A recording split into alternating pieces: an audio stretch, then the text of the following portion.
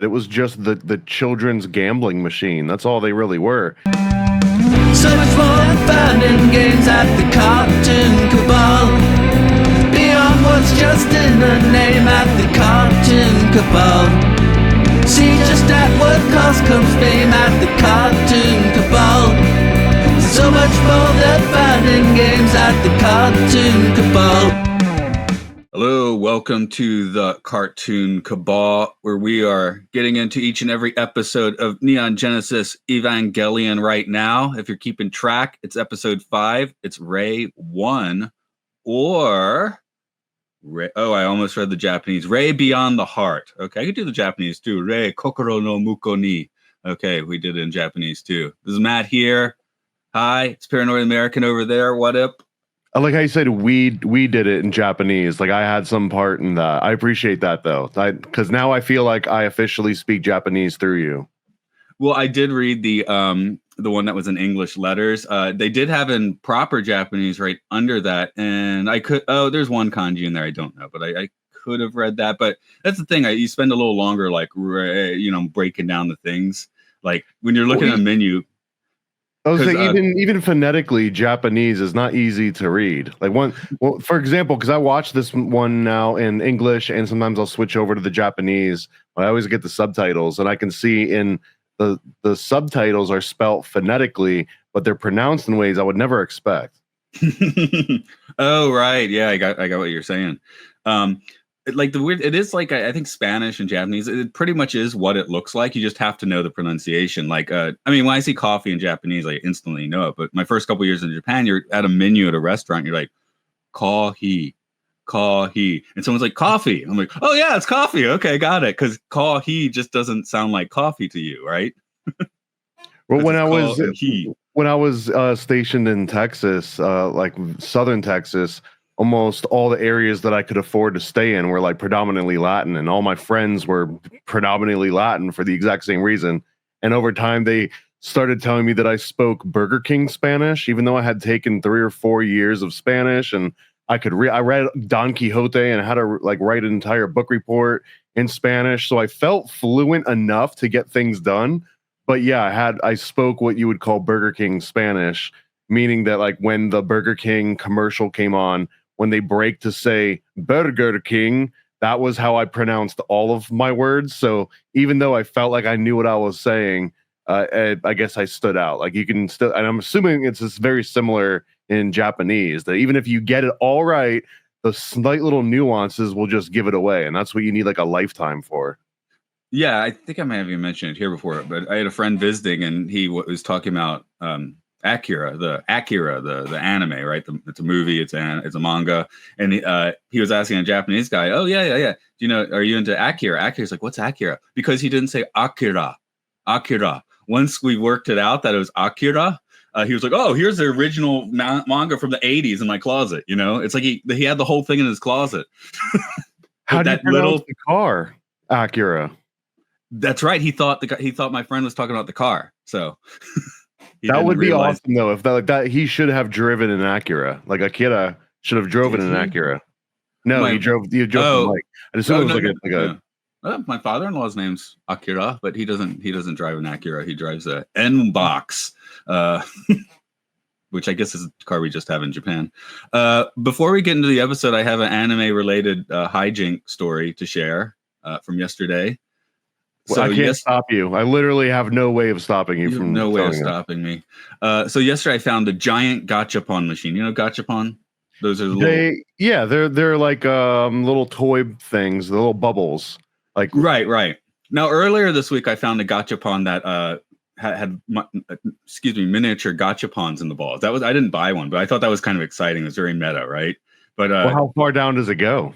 Does it stop at the mini gotcha balls, or I assume it does, but I didn't buy it, so I didn't check. maybe it goes down to the quantum level. I hope so.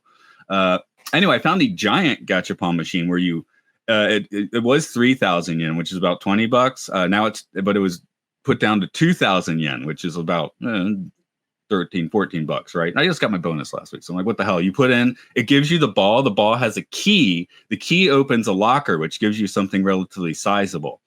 80% of it's like Sanrio, Disney. There's a little bit of Ghibli stuff. If you're real lucky, I guess there was a Switch. Not two, but there was a Switch. There's a PS5. I was like, I probably won't get those. And there are like 2 things that might be embarrassing to get, right? So which one did I get? Of course, one of the embarrassing to get one. 2 out of 200. They're like 200 lockers. Like 2 of these would be embarrassing, and that's exactly what I got. Oh, no. This says date alive what? Date alive, glitter and glamours, Kotori Itsuka. Let's read some of the small print because that's fun too. This is a large-scale figure made with high-quality details, such as the slightly wrinkled clothing and the flowing hair. Let's see. You want a sex doll? We can just say that. Thoroughly feminine features. That's written there you on go. there. That's horrible. Now, on the plus side, I looked it up after I got it. One, I'm walking down the street, like I didn't bring my backpack, so I'm just like trying to hide under my arms, like nobody could see what I'm carrying, right? Isn't this just like, every guy in Japan, though? I just assume so. Well, yeah, I guess I know the Akihabara walk now. They don't care; they'll just walk around with it anyway. And then I'm going back to work. Those are my lunch breaks. I'm like, no one's on the stairs. Okay, run up the stairs. No one's around the corner. Go around the corner, slam in the locker, lock the locker, which I never do. I don't usually lock the locker. I don't even use it most of the time. I was like, okay, that's locked up for the day. No one's going to find that. It might be extra problematic in the school. Right.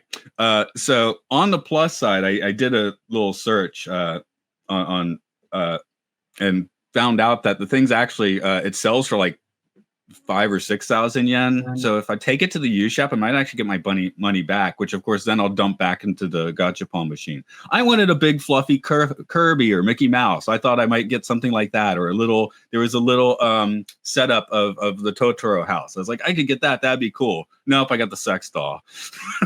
Do a quick conversion for me. 6,000 yen to USD. Like $45.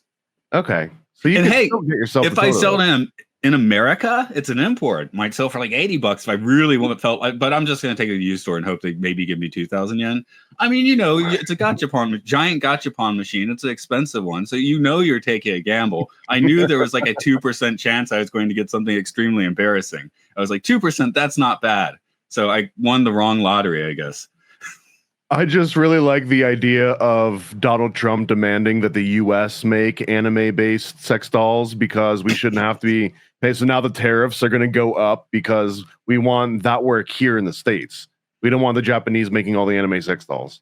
And there were, just to get to today's topic, both mechs seen in this episode were in 2 of the lockers. So that I was like, hey, that could hey, wouldn't it be cool if I look, I got this mech from a Gachapon machine. That would have been fun, but nope. It would have worked out. That would have been more. In fact, I think you probably need to keep going back there until you get one of them from Neon Genesis in order to just fulfill the prophecy. You could put in 10,000 yen, which is like $80, and just do it 5 times, which I was not going to do. So, but no, I was like, because I stood there for like 2 minutes. I'm like, is this stupid? I'm like, I just got a bonus. What the hell? Let's go for it, So I actually really like I can't even remember what they were called when I was a kid. It was just the children's gambling machine. That's all they really were. It's most kids' first introduction to gambling is where you would stick the quarters in the machine, and also the sticker ones where you would just put money in, and sometimes you pull out a trading card or a sticker, and you've got no idea which one you're going to end up getting.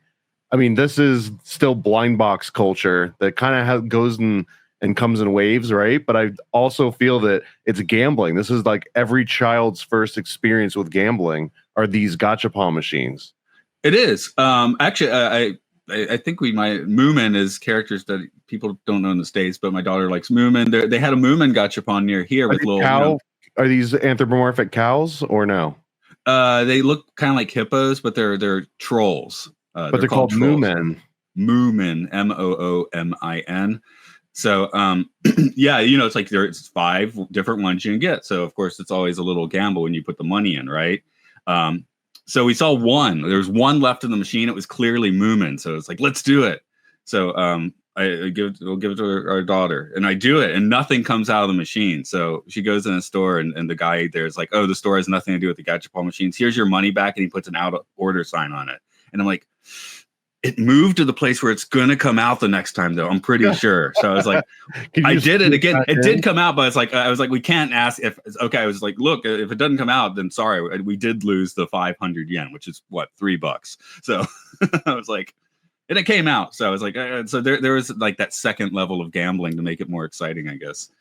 Again, yeah, that's part of gambling is the doubling down. What is that, like the fallacy of sunken costs, where but I've seen, just to advocate for gambling a little bit more, since that's what everyone needs. I have seen personally an old lady in Vegas sit down at a one-arm jack and pump in more money than she probably could have afforded to that night. And the second she got up and left and someone else sat down, they hit a jackpot. I was only like 15, so I was outside looking in through like a window, and I was just like stuck in this spot. But anyways, I've seen it happen. So all the degenerate gamblers out there, like, just one more crank, like that jackpot's coming.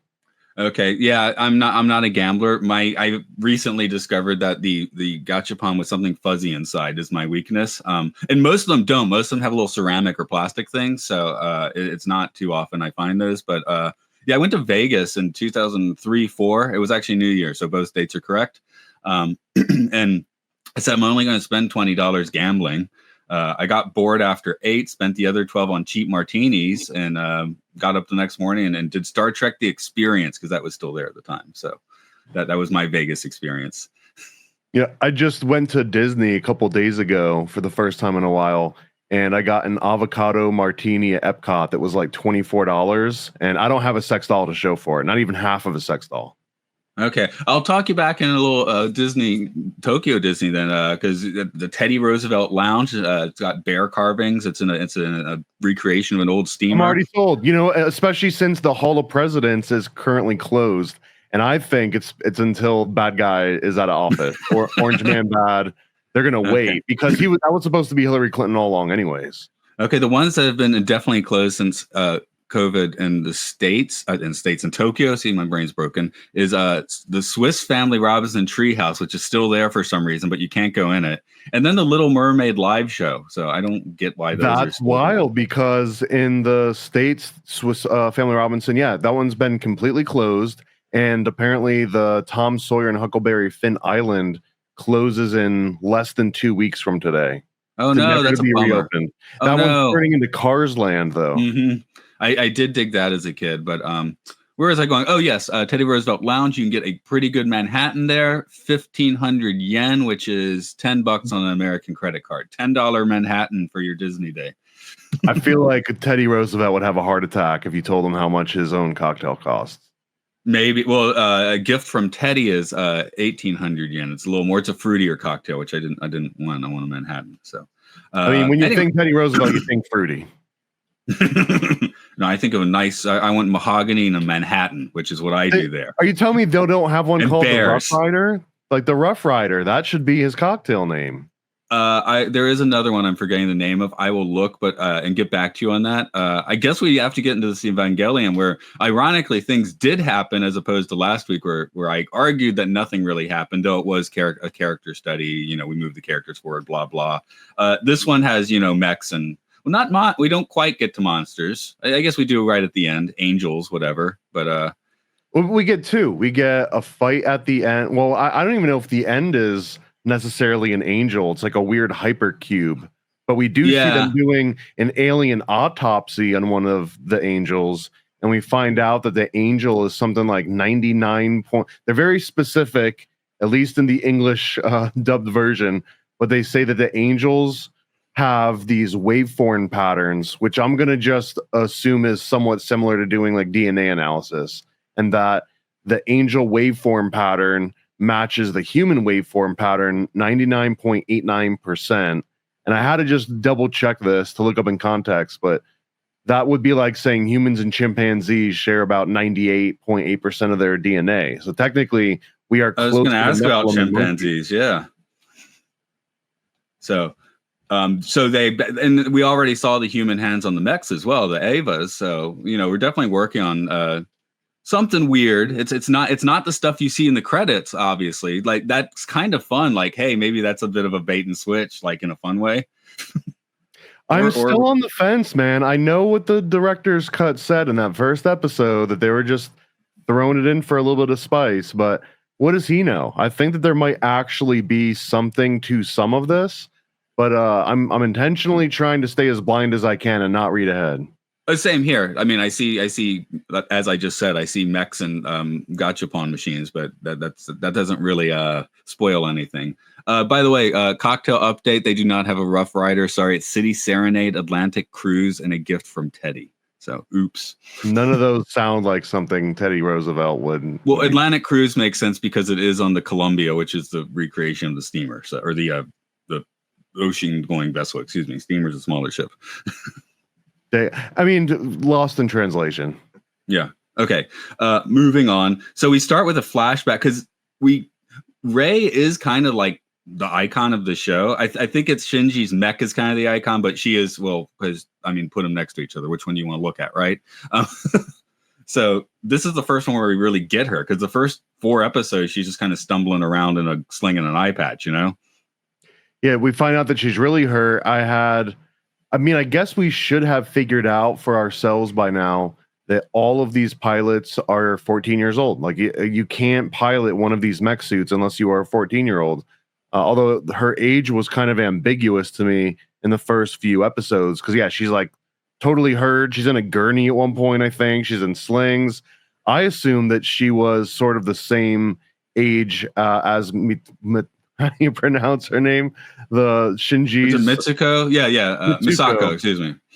So I assume that they were the same age, but no, we found out that Rei, which does make some of these anime figures a little more questionable. But I also had to realize that every single Disney princess, Sleeping Beauty, Rapunzel, Belle specific, like they're basically all the exact same age as Rei and Shinji. And I think that might be part of the formula for these kind of ancient, I'm going to say ancient at this point, archetypes, these archetypes that outlive any of us or our grandparents or their grandparents.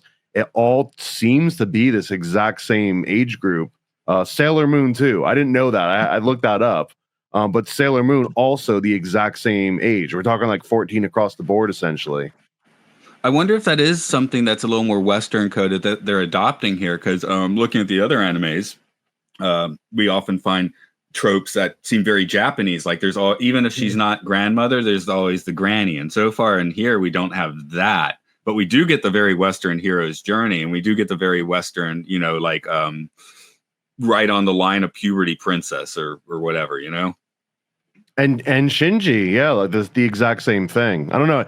It's interesting too, because it's seems like it's made for that age group, but this one, aside from some of the like more adult situations, but this one is fairly deep. There's like some very slow episodes. Like you just said, we had a character study in the previous episodes that would have went over my 14-year-old head. So clearly this thing is tapping more into an older market to appreciate a lot of the storyline, but it's kind of reconnecting you to your youth, and it's making you tap back into when you were going through this age, which isn't something you see as often in, I guess, Western cinema of any kind, unless it's one of these like coming of age tales.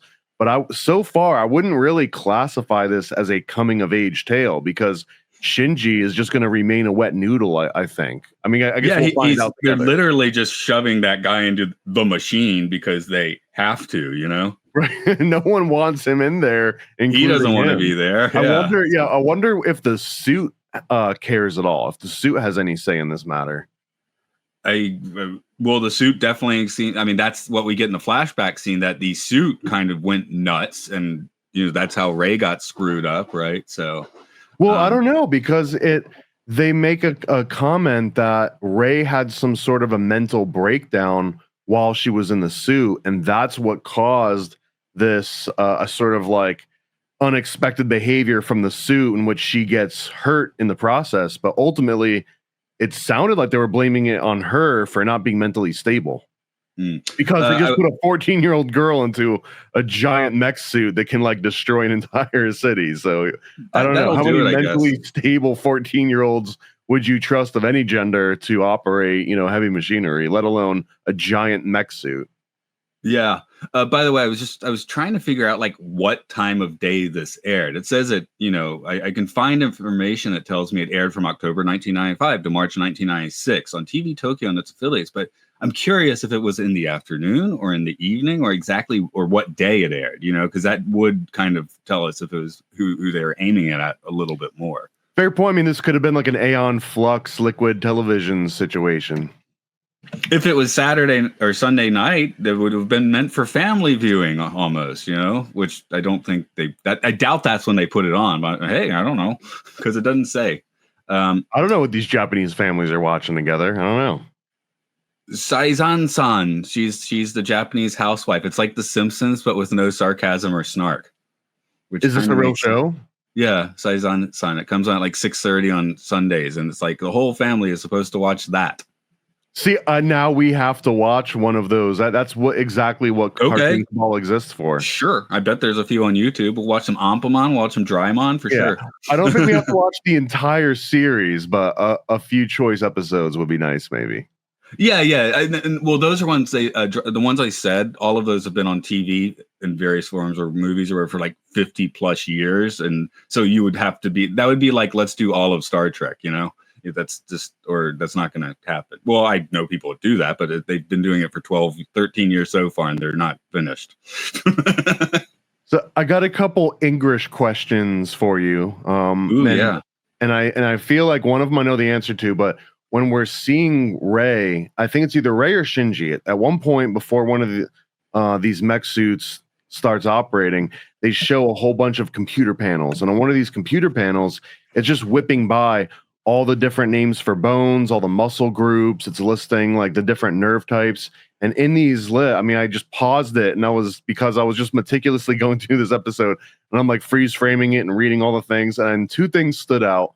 One of them I feel is just a straight up misspelling. It said sensory root. And I think it meant to say sensory root, but it said sensory root. I think I noticed a misspelling in there. And I see that stuff all the time. I saw health on a poster spelled HELTH yesterday. So, I'm used to it. Okay, so maybe it's just more common. I mean, I stopped it and I was just thinking the same thing as any other animation. Like someone stared at this thousands of times in order for this thing to make it as far as it did to my eyeballs. So maybe I just don't know a word that I had, sensory. So that one I think was a misspelling. But then there was another one, and I really I'm truly interested on if they meant aural nerves as in auditory nerves, because it was spelled AURAL. And this is just another one of those, like the group. Every other thing on this screen was something like a real bone group, a real, type of a nervous system. But this one said aural nerves. And then that sent me down a rabbit hole because I couldn't find any other references to aural nerves anywhere. But technically, if you believed in an aura, and I assume that in a world where 14-year-olds are the only ones that can bond with these angelic, fallen demon Nephilim bodies, maybe an aura does exist. So therefore, would an aural nerve exist? Like, are your aural nerves the things that you feel when something penetrates your aura? Maybe. I hope that's a thing and becomes a thing. I mean, hey, we got started on my old podcast called Oral Hygiene because I like the word, right? So yeah, you're speaking my language. I mean, is it English? I hope not. The first one I'll say it is, because things get way down the line in Japan. I mean, people put signs that are misspelled as the sign to their business that's going to stay up there for decades, And just a fair point. I just want to make this as note. I love English, and I think English is fine. And I actually don't even look at it like, oh, look at these idiots, they're misspelling things. I'm on the other angle. I think that phonetically is all that really matters. And even if someone mispronounces something, all it shows is that they've read it, it shows that they've heard it, but they haven't read it. So sometimes if you read a word that you haven't heard out loud, you'll mispronounce it. And sometimes if you try and spell a word you've only heard, you might misspell it. But as long as the communication goes through, I don't know. I'm not a stickler in that way. So I think English is going to be like the common language, just like Spanglish. It's going to be a combination of Spanglish and English. That's the future. It depends for me. Like, if it's like the business I just talked about, it's like a small business and they just put out a misspelled sign that's going to be there for like ever.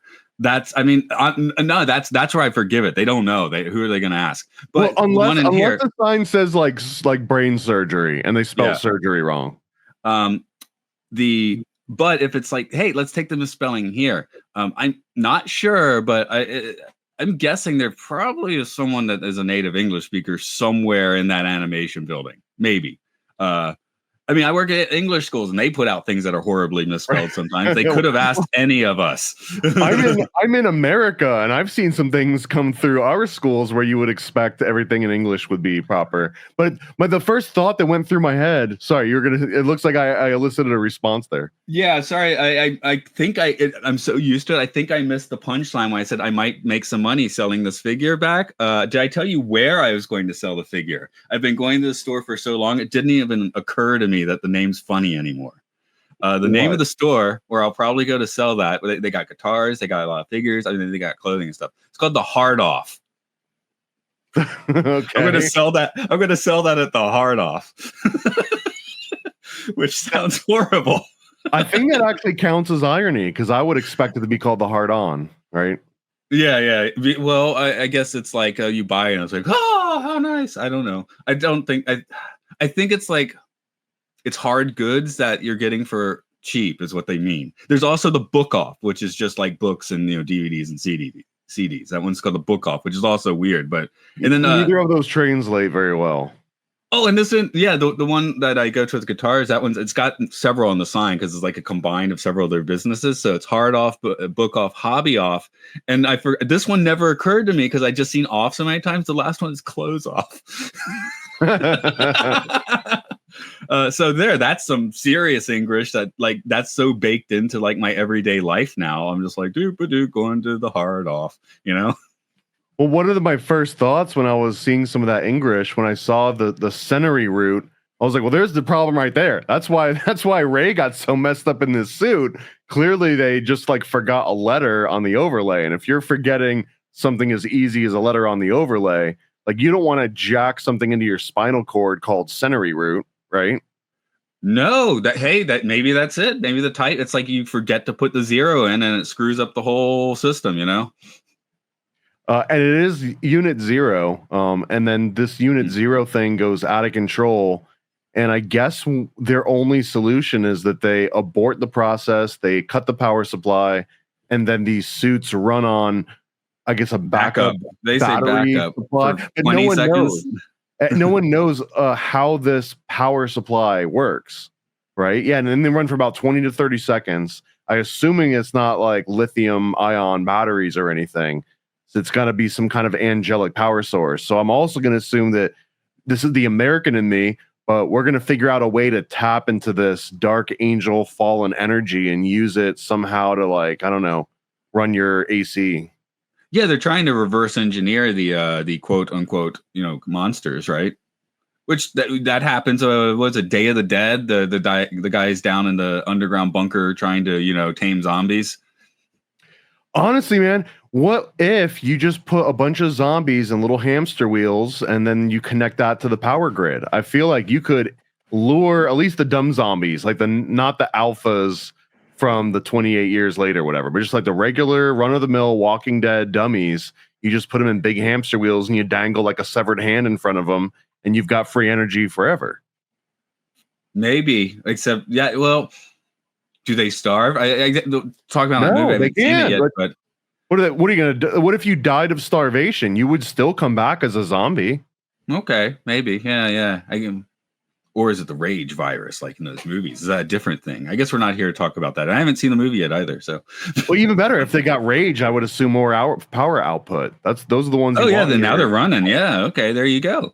Well, they got 2 sequels. Maybe we'll get to that. I think that the next one's the Bone Temple. That's pretty exciting. Just the titles. Exciting. Well, I think it's related just because we're seeing that these fallen angel shells. We don't really know what they are yet. We both agree that they're either organic or etheric, but either way, they're not just 100% cyborg or cybernetic. They've got some sort of an organic or ethereal quality to them, yet we're just using them for our own good, and they seem to animate on their own in some ways too. I don't know, are we like enslaving angels? Is that the entire point of this? One thing that I'm definitely going to say is a pro move of the show is they're dripping the information at a really good rate, I think. Like, it's not mystery box annoying, right? It's not like you're watching Lost or anything.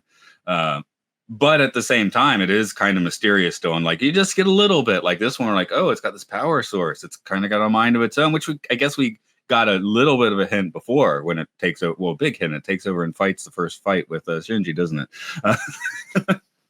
I do like that this series doesn't treat the viewers like idiots, both intellectually and morally. Like almost everything they do is kind of right on the line, but they're not spelling anything out for you. So I don't know. I really do. I'm starting to enjoy the show. So now when the credits roll, like I'm excited. I'm about to watch another episode of a good cartoon.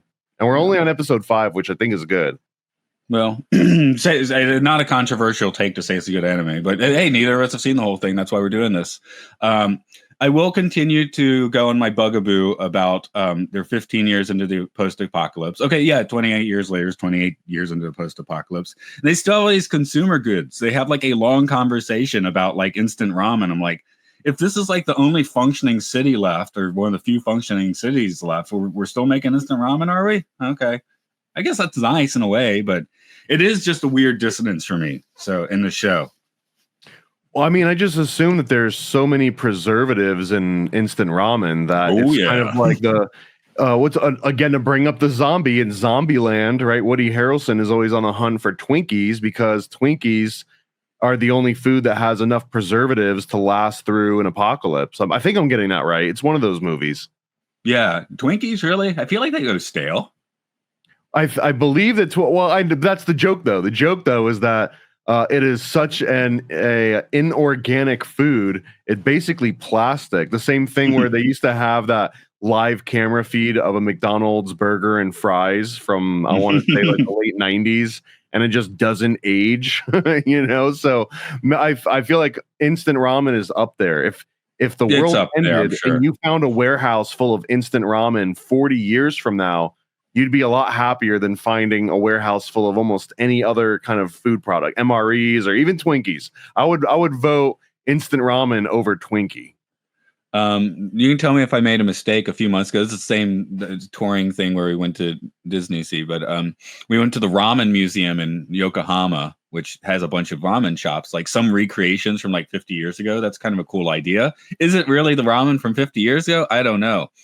But we ate our ramen, had a look around. There's a room where you could go in and design your own instant ramen, which we opted not to do because it looked like it would take too long. But yeah, you could design your own instant ramen. So it's ironic that it takes too long to make instant ramen. Well, you're designing it though, right? So it's instant when you eat it. It takes time to design it. What's there to design though? It's ramen and you throw some toppings in there. I don't know. Yeah, I guess that's basically what it is. I don't know. It looked too annoying. And also, there's a language gap, right? So we'd have to my Japanese is getting better, but that would have been stressful. So, yeah. Well, we also find out that apparently Shinji is the best chef at creating instant ramen. And I do wonder if we'll find out what his ramen hacks are, because ramen hacks are pretty popular. I don't know how many ramen hacks you know. But like, for example, do you mean like in the eating of it or the making of it? In the making of it. In the making of the ramen. Like one of the hacks that I've heard is that you just, after it's done cooking and after you put the boiling water in it, you also just throw a whole egg in there and just mix it up. Or some people just let the egg kind of sit there and poach a little bit. But that's like one really popular ramen hack. And I think these are specific to cheap grocery store ramens that you find on the bottom shelf, like 6 for $1 type of hacks. Because I guess the assumption is that upper shelf or upper class ramen doesn't need these hacks. Yeah, see, I'm coming from the wrong angle because I always go to the ramen shop. I'd never buy instant ramen, or very rarely buy instant ramen. So, as having an Italian background, it's a very controversial take, and I've proven myself wrong on this, but I just hate eating Italian food because I just imagine how much am I paying, or going out and eating Italian. How much did I pay you to boil water? Well, that's only because so many restaurants and so many other places that make Italian food all pretty much source the exact same pasta or similar to. But when you go to a place that actually makes like their own custom pasta, it'll change your life in a way, but it's such a gamble. That's like the next big version of learning how to gamble is picking a good Italian, or I assume in a ramen restaurant in this case. My favorite ramen is the one that makes their own noodles. Yes, gotcha. So I do not want the instant ramen in this one. That looks terrible. You don't know what Shinji's putting in that. Shinji might be adding some kind of magical flair that you don't know about. I guess we should start wrapping up, but I got one topic that we got to throw out because it's important in this episode. How screwed up is Rei, and how screwed up was she before her mech experience? Because she's got a weird ass disconnect now. She's she's got Shinji falling on top of her while she's naked. And she's like, whatever. Oh, did that happen? Like she's super disassociated at this point. Yeah, no, she is so MK Ultra'd out of her own personality that I wonder if we ever have or ever will meet the actual Rei that's somewhere under this weird shell. Because I guess the main thing that happens in this episode, aside from getting some of that background on Rei going through this traumatic experience, but yeah, the big thing is just that she's clearly in the viewer's mind, I think, and the director's mind, she's the most appropriate love interest for Shinji. But again, she's completely disassociated from reality to the point where he accidentally falls down on her while she's naked, grabs a little breast, and then she's completely unfazed. But then 10 seconds later in the actual animation, Shinji is talking bad about his own dad for abandoning him, and that's what causes Rei to slap Shinji. It's like, don't talk about your dad like that. And that makes it even weirder now. Now, not only is she disassociated, but she has such utter respect for the guy that abandoned his child that she will get, emotional over that, but nothing that happened prior to that. So on the scale from 0 to 10, she's a Rei, which is a 10. And when she's about to get into the mech for the second time, having recovered, we see that, he sees them having the conversation, which we hear nothing of course, right? So like, what are they talking about? Is he using programming words there before she gets in, I feel, I'm going to make a prediction here, but I almost feel that she has been sort of created for this. And I mean created in that she has one of the, I guess, the deeper conspiracy angles of the whole Project Monarch program. If you even believe in Monarch, we're not talking about MK Ultra, but the rumored Monarch, which I don't believe has any unclassified files. This one might be all fabricated, but the idea is that they are trying to use almost a eugenic style program to identify certain family lines that can transition and disassociate in and out of consciousness at the drop of a hat or just at a code word, and that this somehow is a desirable trait. So that is Rei. Rei is this ultra desirable RH negative, red-haired, sort of mystical property that allows her to associate. And that is what you would need. And if you wanted to put them inside the shell of a fallen angel to control their body. Not to gold dress, blue dress it, but what color is her hair? It's blue. Blue. Okay. I thought you said red there for a second. Like, wait a minute. Well, no, okay. red hair, because that's another part of the Project Monarch sort of. Okay. Oh, the RH. Okay. Gotcha. The RH negative red-haired bloodline are the most desirable in trying to create this perfect Illuminati mind control puppet. It's just one of the rumors. I don't know the science behind that, but apparently redheads, maybe it is also related to them having a higher pain tolerance, I think, which also means that they have to deal with more pain, because a lot of times the like the things that would numb you to pain, they also need more of that, which sometimes goes above what you're allowed to get. There's a whole angle of like the redheads, but yeah, in my mind, and plus, who is born with blue hair? Although technically everyone in Japan would just have black hair, right? You don't have a lot of redheads, do you? People dye their hair a lot. A lot of people, right? No, but I mean like straight out the womb. Oh yeah, that's gonna be black hair, yeah. So I'm trying to think of if there's any. Really young kids sometimes do have lighter hair, but by the time they're 14, it's not going to look like this. I'm just assuming she dyed her hair or something, or she, like you said, maybe she's like from a test tube or something. That's a weird, side effect of that. That's my prediction. So we'll leave it at that. Okay. Oh, by the way, just what happens if you Google Project Monarch now? You get a whole bunch about a bad monster show. Just saying. Project Monarch is a TV show, and it's nothing about what you're talking about. Project Monarch is a TV show, an American. I think it's TV Monarch. Let me do the actual search here, but yeah, there's the MonsterVerse. Godzilla, King Kong, I believe. Monarch. Let me check the actual name. I haven't watched it because my friends told me it was bad. This is Disney Frozen all over again, where Disney makes an entire movie just to obscure the search results from people looking into the cryostasis of Walt Disney. Monarch Legacy of Monsters. Okay, they didn't actually put project on it, but it is called Monarch Legacy of Monsters. Okay. All right, they're slowly eroding it. With Kurt Russell and Wyatt Russell. Okay, I guess it's that's for the battle between Godzilla and the Titans, which are angels, aren't they? Revealing the monsters are real. And a legacy linking them to Monarch. But in this case, Monarch's about monsters. So yeah, but we can make it about Monarch, and that sounds like another perfect addition to the Cartoon Cabal. I guess we'll wrap this one up then. You got anything you want to plug? Yeah, actually, I just finally, I'm not even joking, after 7 months, the Illuminati comic is available on paranoidamerican.com. It is the latest and greatest, most successful comic. It pre-sold over 5,000 copies, which is still blowing my mind right now that there's over 5,000 of these things floating out in the real physical world. And if you missed out on it, we've got a few boxes of these things left. They're going to go pretty quick, but it is a complete retelling of the historical Bavarian Illuminati. The first time ever, I think, told this comprehensively, and it has over 75 unique illustrations, over 50 pages long. Even if you were to blow this thing up to like a regular comic book size, it will be longer than a jumbo-sized X-Men comic. So this thing is absolutely packed. And you can go to IlluminatiComic.com to grab yourself a copy. How big a dork am I that your X-Men reference made me understand exactly the size you're talking about? Yeah. Yeah, the super size. It was a thing, man. And honestly, back when I first started reading comics, my budget meant that I got dropped off and I could go through the 25-cent bin, right? The 4 for $1 bin. So whenever I came across one of those jumbos, I felt like I was getting one over on the system. Yeah. But I just got a jumbo-sized X-Men comic or whatever it was as one of my 4. I'm sorry, I was bourgeoisie. My dad would drive me to the comic store and they would hold my comics.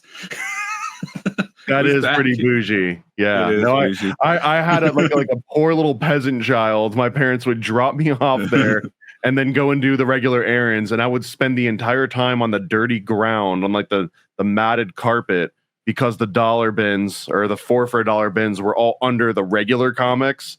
So yeah. And I wouldn't trade it for anything in the world though, man, because I actually got to learn about all the original backstories. I got introduced to Dazzler. You don't find Dazzler in the 1990s above the knee. You know what I mean? Like that's some crawl on the ground and go through dollar bin stuff. At least it was in the 90s.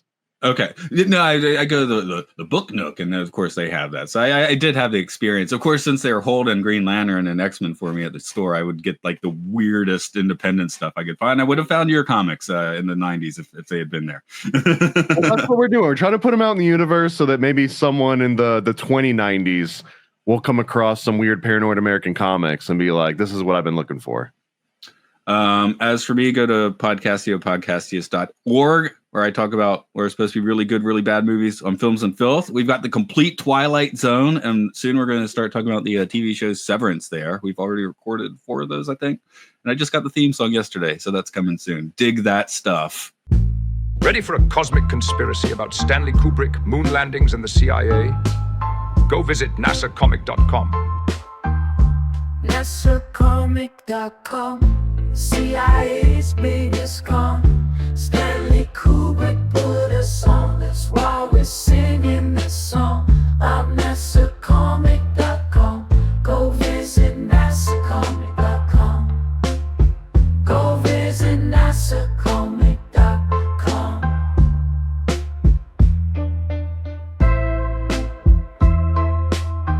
Yeah, go visit nasacomic.com. Oh, nasacomic.com. CIA's biggest con. Stanley Kubrick put us on, that's why we're singing this song. I'm nasacomic.com. Go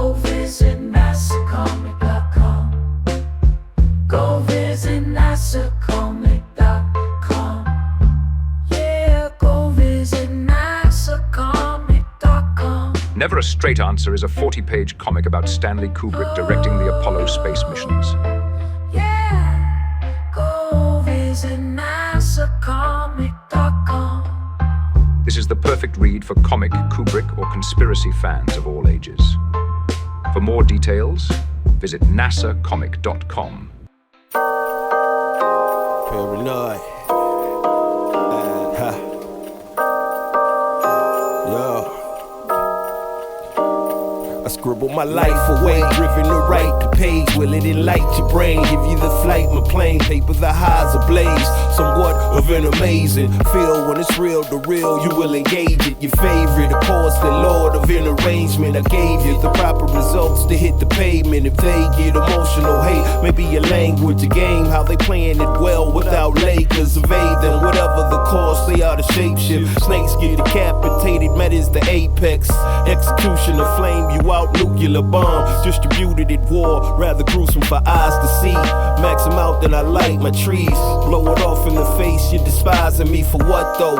Calculated and rather cutthroat. Paranoid American must be all the blunt smoke for real. Lord, give me a day away, vacate. They wait around to hate whatever they say.